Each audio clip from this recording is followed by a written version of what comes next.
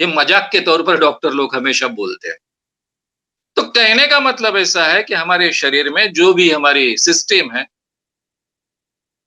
वो सिस्टम के कारण, जिसको हम रोग प्रतिकारक क्षमता, इम्यून सिस्टम कहते हैं, उसके कारण हम ठीक हो जाते हैं। अब उसके पीछे की प्रक्रिया क्या है, ये हम सभी लोग जानते हैं, इसलिए मैं विस्तार से आपको ये बताने की आवश्यकता नहीं है। ये हर रोग के प्रति हमारे सिस्टम में रोग प्रतिकारक क्षमता निर्माण होती है और उस कारण उनका असर हम पर बचता नहीं है। इसलिए उस जरिए, उस माध्यम से इन सभी संक्रामक रोगों से हम अपने आप को बचा पाते हैं। बचा नहीं पाए तो हमारा मृत्यु होता है, हमारी डेथ भी होती है। इसके 4 स्तर होते हैं। पहला होता है एंडेमिक। एंडेमिक यानी संक्रामक रोग। लेकिन जो एक बस्ती में है, एक विशिष्ट जगह पर लॉकडाउन है, उससे ज्यादा फैल नहीं रहा है। हो सकता है कि वहां वो बार-बार हो रहा है, लेकिन एक विशिष्ट जगह पर है, बड़ी जगह हो सकती है। जरूरी नहीं कि एक छोटे से मोहल्ले में ही हो, एक गांव में हो सकती है, एक शहर में हो सकती है, लेकिन वो ज्यादा फैलती नहीं, वहीं तक सीमित रहती है, उसको हम कहते हैं एंडेमिक। जनरली ऐसे एंडेमिक क्षेत्र जो होते हैं, वहां पर ये इस ढंग की बीमारी बार-बार आते रहती है। लोग उसके साथ में लड़ते रहते हैं। जब कभी ऐसी एंडेमिक में ही अचानक से संख्या बढ़ना शुरू होती है, अचानक से ये रोग फैलना शुरू होता है, उसको आउटब्रेक कहते हैं। या तो पुरानी कोई तो भी संक्रामक बीमारी या फिर नया संक्रमण एकदम से शुरू होता है, धड़ल्ले से पेशेंट्स बढ़ने शुरू हो जाते हैं, फैलना शुरू हो जाता है, उसको आउटब्रेक कहते हैं। ये दूसरी स्टेज है। ये पुराने रोग के बारे में भी हो सकता है, नए रोग के बारे में भी हो सकता है। जब ये जोरदार फैलाव होता है, आउटब्रेक एक जगह रुकता नहीं है, सीमित एरिया में केवल फैलता नहीं है, बड़े पैमाने पर यह फैलना शुरू होता है, तो फिर इसको हम कहते हैं एपिडेमिक, महामारी। तो ये महामारी का स्वरूप धारण करता है। ये एक शायद इतना बड़ा क्षेत्र व्यापता है कि इसमें कई कुछ देश आ सकते हैं, कई राज्य आ सकते हैं। और जब ये बहुत ही बड़े पैमाने पर फैलता है, पूरे दुनिया में फैलना शुरू होता है, जिसको कोई मर्यादा नहीं बचती है, उसको हम कहते हैं पैंडेमिक, यानी जागतिक स्तर की महामारी। इसका कई देशों में फैलाव होता है और कोविड-19 ये जागतिक महामारी है, पूरे दुनिया में फैल चुकी है। 100, 210 देशों तक पहुंच चुकी है। ये ऑलरेडी हम देख चुके हैं। अब हमारे मन में सवाल खड़ा होगा, क्या इस ढंग की महामारी दुनिया में पहली बार आई है? क्या ये महामारी अपवाद है? इसका पहला सही जवाब तो यह है कि यह महामारी तो अपवाद है। इस ढंग की महामारी पहले दुनिया में कभी नहीं आई। उसके बारे में हम बाद में भी चर्चा करने वाले हैं। लेकिन बड़ी-बड़ी महामारियां, जागतिक स्तर की महामारियां पहले भी दुनिया में आ चुकी है। वो अपवाद नहीं। यानी अगर मृत्यु का स्तर देखें, कितने लोग मारे गए और मारे जाने की संभावना है, इसका विचार करें, तो इससे भी भयानक महामारियां दुनिया में पहले आ चुकी। कौन-कौन सी महामारियां है? कुछ 6-7 महामारियां जो सबसे बड़ी मानी जाती है, उसके बारे में हम थोड़ा-सा जान लेंगे। यूरोप में प्लेग आया था। ये बात है 1340 से 1350 के दरमियान की, 14वें शतक में। और यूरोप में, पूरे यूरोप में एक मौत का तांडव इसने निर्माण किया था।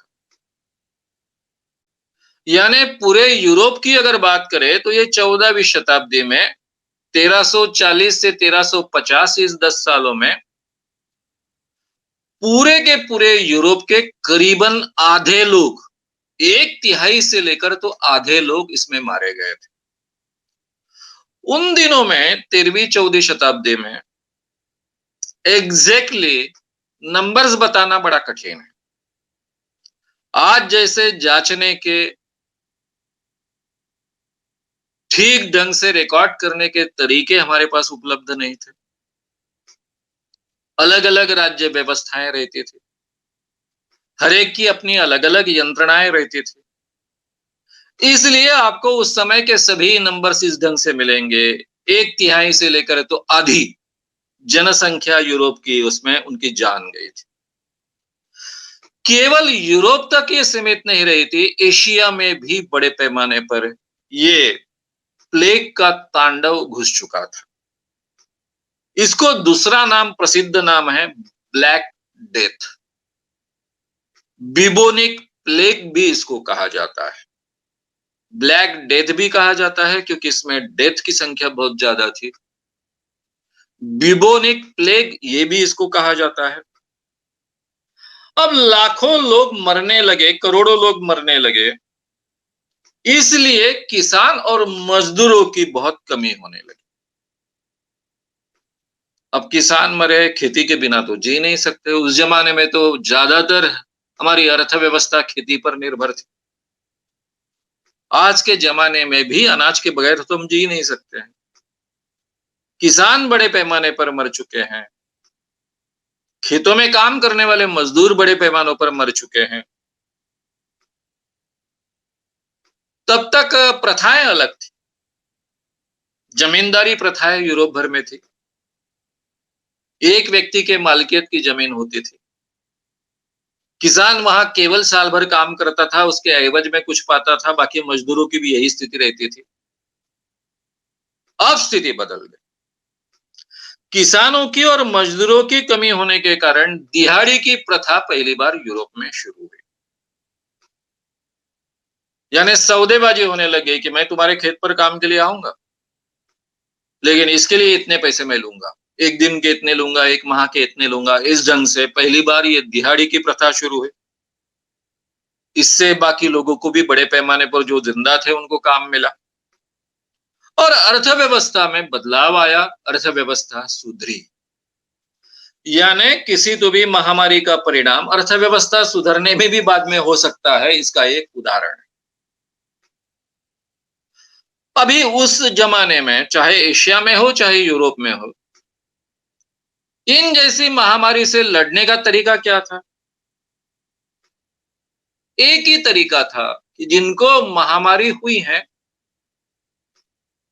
जो लोग इससे ग्रसित हुए, उनको सेपरेट कर दो, उनके साथ में कोई संबंध मत रखो, उनको लॉकडाउन कर डालो। यानी जहां जहां महामारी फैलती थी उस तबके को पूरी तरह से लॉकडाउन किया जाता था, ताकि वहां से कोई बाहर न आए और वहां से बाहर आकर बाकी लोगों को संक्रमित ना करे। अब उस जमाने में जो व्यवस्था होती थी, पानी की व्यवस्था, अनाज की व्यवस्था मर्यादित होती थी और ये महामारियां 10-10 साल तक चलती थी। लोगों को लॉकडाउन किया तो वो दोनों तरीके से बड़े पैमाने पर मरते थे। एक तो कहीं पूरी तरह से समझो एक गांव है, उस गांव को चारों ओर बड़ी दीवार खड़ी है, वो पूरी की पूरी दीवार बंद की जाती थी। उस गांव से कोई व्यक्ति बाहर ना आए ये देखा जाता था। अगर कोई बाहर दीवार फांद कर आने की कोशिश करेगा तो उसको सैनिक मार देते थे राजा के। अंदर में ही आप मर जाओ, चाहे बीमारी से मर जाओ, अनाज खत्म होने के बाद, पानी खत्म होने के बाद भूखे प्यासे मर जाओ। यह एक तरीका था, बहुत अमानुष तरीका था, लेकिन दूसरा कोई तरीका नहीं था। समझो राजा का खुद का नगर है, महामारी फैली तो राजा अपने नगर को पूरी तरह से बंद कर देगा। जिन जिन लोगों को महामारी का परिणाम दिखता है उन लोगों को बाहर खदेड़ देगा और अपने आप को और कुछ सरदारों को और बड़े लोगों को बचाने की कोशिश करेगा। राजा की जान बची तो देश बचा, सारी दुनिया बची, ये मान्यताएं थी। इस ढंग से बाकी लोगों को मरने के लिए छोड़ दिया जाता था। क्योंकि इन महामारियों पर कोई भी दवाइयाँ उपलब्ध नहीं है, कोई पर्याय उपलब्ध नहीं है, जानकारी भी आधी-अधूरी है, अंधविश्वास भी बहुत है।